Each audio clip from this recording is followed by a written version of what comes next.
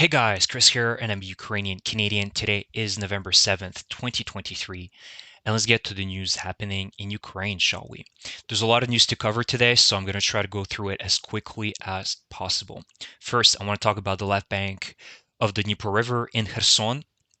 There's now official confirmation from the Russians that the Ukrainians are now able to transfer armored vehicles from the right bank to the left bank, and they shared an image today, or yesterday, I should say, of what appears to be BTR. It's not very clear what it is exactly, but it is an armored vehicle that is essentially about to land on the left bank. And they mentioned that this is an BTR-4 Bucephalus, which is a very, very powerful machine. This is a modernized BTR that the Ukrainians have modernized with new sights and new cannon, very powerful armored vehicle. And so the Ukrainians are able to transfer that. That can mean a lot of problems for the Russians in all these border villages, basically on the shores of the Dnieper River in the left bank. And I believe one of the reasons why the Ukrainians are feeling safe to do that is because of the birds of Magyar.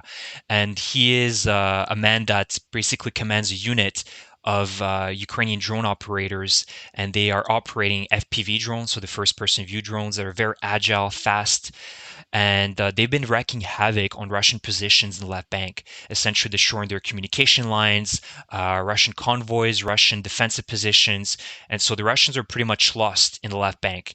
And this really has helped the Ukrainians in being able to transfer now armored vehicles from the right bank to the left bank. And now the Russians are very, very anxious because now they see that the Ukrainians are able to do that. Now, what would be very significant is if the Ukrainians are able to not transfer a few vehicles here and there, but hundreds of them. That's what's necessary to have a significant breakthrough in the left bank of Kherson.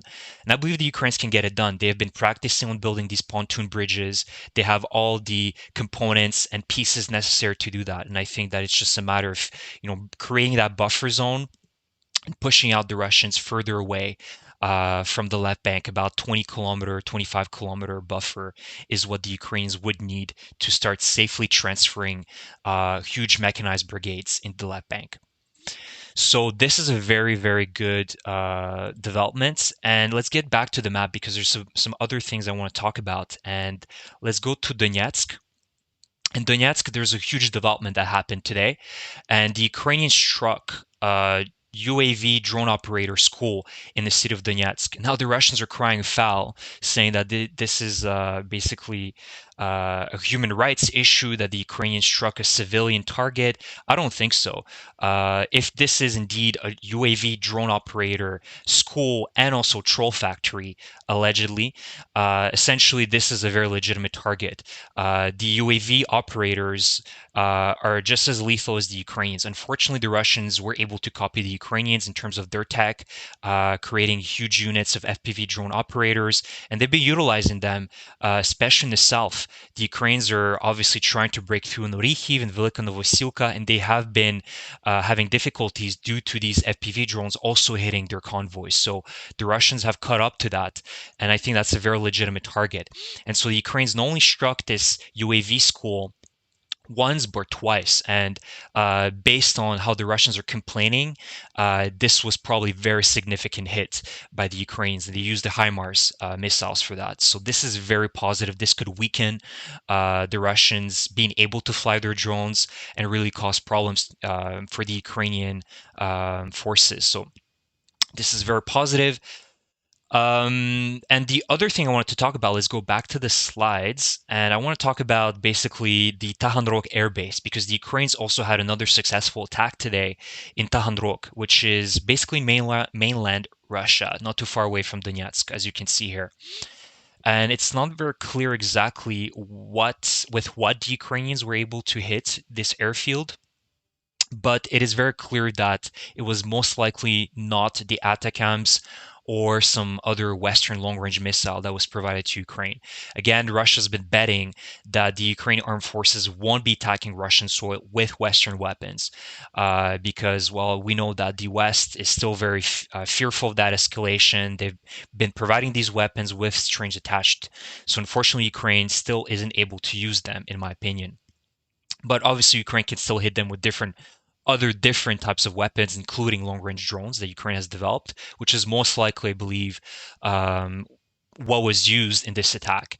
And so, what is interesting as well here is that this was possibly the result of the Russians being attacked in Berdyansk a few weeks ago with the Atacams. They transferred their air assets to Tahan. So, essentially, the most likely that the Russians lost a few helicopters, a few choppers, or a few air assets in this airfield. But again, as I told you guys in my previous videos, I believe that any Russian military targets, whether in Ukraine or outside of Ukraine, in Russian soil or even outside of Russian soil, are legitimate targets. They're helping the Russians to continue their terror in Ukraine. And so I believe that the West needs to stop with the fear of escalation. And just really giving the green light to Ukraine to do whatever is necessary to destroy these Russian military targets.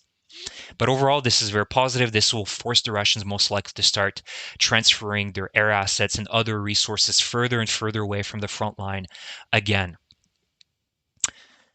Now, last but not least, and I think this is very important to talk about, is that Zelensky and the Ukrainian government is now confirming that they will be legalizing medical marijuana for soldiers or medical patients that need it.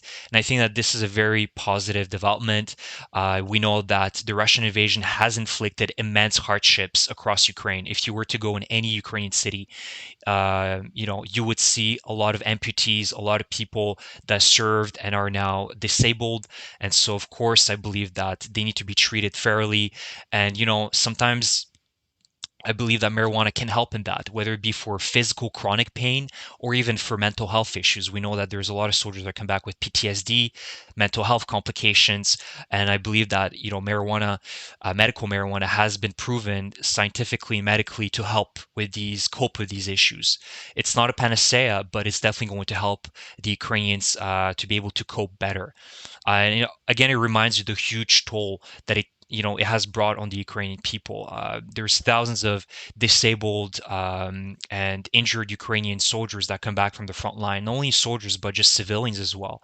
And I think that they need all the support they can get. And I will always take, medical marijuana over some, extremely potent pharmaceutical. We've seen the Purdue Pharma scandal that occurred in the early 2000s, which is, brought like a huge black hole in certain communities in the United States. So I'm all for medical marijuana because I think that's the best, safest solution right now that Ukraine can adopt in order to help out all these injured and disabled Ukrainian soldiers and civilians as well.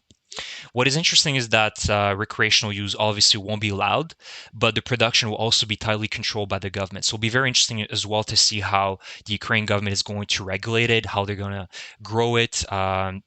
You guys know that in Canada, or you might not know, in Canada, weed is legal not only medically but recreationally. So I think that they can take a lot of notes from Canada and how it was adopted. Again, in every province in Canada, it was adopted differently, the way that they work, the way they control it. But I think that Canada has a lot of expertise now after 5 years of legalizing it. So I think that Ukraine can definitely take a lot of good notes from different countries that have legalized it to create a very good system in their own country. So that's the video for today, guys. Let me know what you think about the legalization of medical marijuana in Ukraine, about the Ukrainian crossing now with armored vehicles from the right bank to the left bank. Very interesting, very interested to hear your opinions about that. Do you think that will mean a significant breakthrough next few months? Will the Ukrainians be successful at building these pontoon bridges to be able to start transferring hundreds of these vehicles? I'm very eager to hear your opinions about that. Again, if you guys enjoy my content, please subscribe to my channel. It really helps me out. And thank you, and I will see you guys in the next one. Thank you, and Slava Ukraini!